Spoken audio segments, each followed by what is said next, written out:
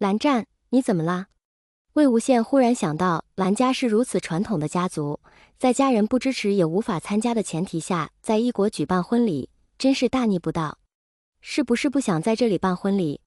魏无羡也只是提议，蓝忘机不愿意，他不办就是，我其办不办都无所谓，跟你在一起就行。蓝忘机握住魏无羡的手，认真道：要办，不是闹着玩。知道知道，哎呀，我开玩笑的，要办的话一定认真办。魏无羡手被握着，就用脑袋去蹭对方，怎么？我一句玩笑话就生气啦？没有。蓝忘机摇头，还说没有。蓝湛，你什么心情？我一看就知道。魏无羡得意洋洋地说：我对你每个表情都很敏感的，你现在脸上就写着担心2个字。放心放心，婚礼这么重要的仪式，我不会当儿戏的。确实担心。蓝忘机坦白道。我就说嘛。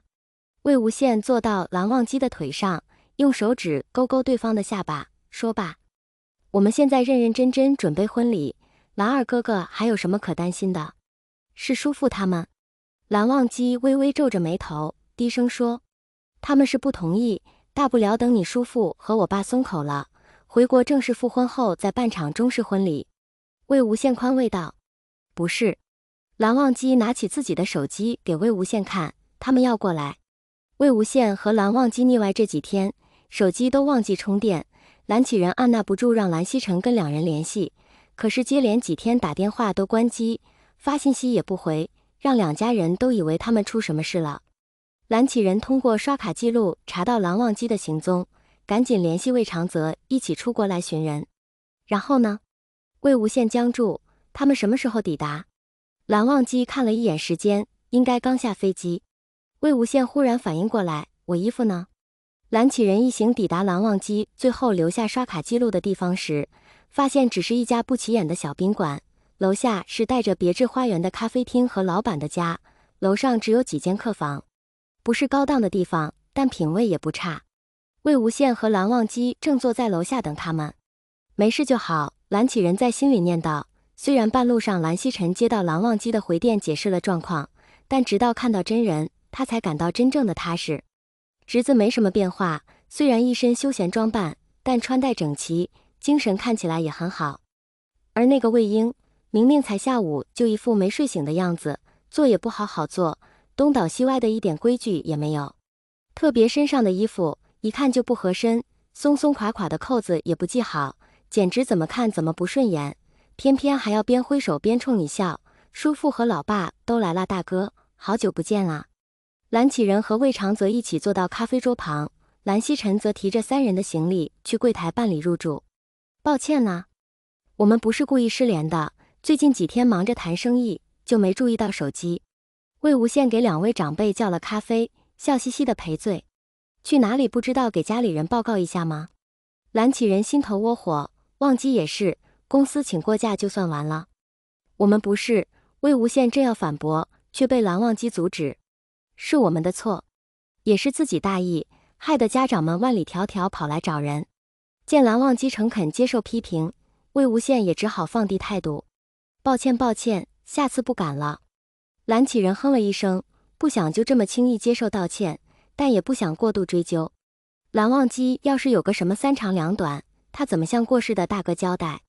再说跟魏无羡的婚约当年也是因为蓝夫人答应才会有下文的，批评魏婴也该有个限度。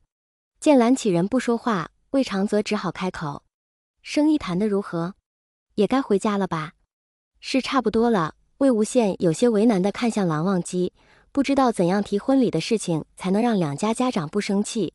可是蓝曦臣已经办好入住放好行李，就目前这个状况，明摆着就是来逮人的，不可能催人家赶紧离开，自己520好办婚礼。这事后要是被知道，估计更火大。可是什么？蓝曦臣刚好回来，提3人份的行李累得他不行，好不容易能做下关心弟弟的事情。叔父和魏叔叔是来接你们回家的，那可不可以迟几天回去？魏无羡试探着问。可以。魏长泽说，本就打算在这里休息几日再回去的。蓝启仁也赞同的点头，本来这次就走得急，这种长途飞行对他来说还是有些吃不消。哦，那顺便参加一下我和蓝湛的婚礼。魏无羡飞快地说完，把头扭到一旁。什么？叔父，您就别生气了。蓝启仁回到房间后就没再出来。魏无羡不敢去打扰，只好请蓝曦臣过去。他俩这是要做什么？瞒着我们在国外结婚是吗？蓝启仁越想越气，如果我们不来的话，是不是婚结了都不打算跟我们讲？往好处想，我们这次来刚好也赶上婚礼呀。蓝曦臣劝道，万一忘记他们只是还没来得及通知我们。你怎么老是在帮他们说话？蓝启仁觉得两个侄子都快管不住了，就任他们这样胡闹。忘记也是，之前也不是这个样子。那是因为蓝曦臣想了想，再不跟叔父坦白，怕是要被误会到最后。其实忘机一早就喜欢无羡了。什么？什么时候的事情？蓝启仁拍桌，怎么会这样？你给我解释清楚。我给叔父慢慢讲。蓝曦臣叹了口气，为了弟弟的幸福，他只好把蓝启仁的火气往自己身上引。看吧，还说你叔父会同意，这次婚礼估计办不成了。魏无羡和蓝忘机站在走廊里，都能听到房间里传来蓝启仁发怒的声音。婚礼一定要办，蓝忘机坚定地说。要办要办，魏无羡小声附和，心里却在打鼓，这鸡飞狗跳的怎么办嘛？这时蓝启仁的房间门猛地打开，魏无羡吓一大跳，本能抓住蓝忘机的胳膊。蓝启仁眼神冷冷扫过蓝忘机，又停留在魏无羡身上，还不快去多买几件衣服？婚礼上继续穿着忘机的衣服丢人吗？蓝启仁先去魏长泽房间，两位家长关上门低声交谈了很久。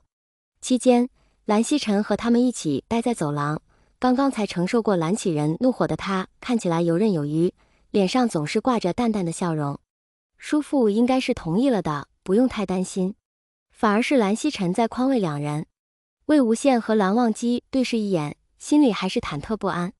怎么每次搞事情都能被家长给撞见，还精准踩到蓝启仁的雷区？本来就该是要结婚的两人，兜兜转转搞了半天，无法复婚不说，连偷偷办场婚礼都要被阻挠，真是造孽。但是当年的自己哪会老实接受家族婚姻？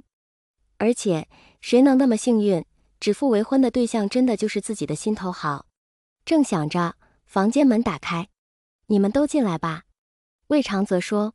魏无羡战战兢兢跟在蓝曦臣和蓝忘机身后，仿佛在等待被宣判一样紧张。我和蓝先生商量过了，允许你们在这里举办婚礼。蓝启仁不想开口，便由魏长泽来负责解释。但是，魏无羡原本雀跃的心情一下子跌落谷底，急着追问道。魏长泽知道自己儿子急得很，也懒得再跟他绕圈子，但是回去之后就不会再办婚礼。魏无羡悻然，他本就不奢望回国能办婚礼，那我们复婚的事，回去就办。蓝启仁虽然很不乐意，但也无奈答应。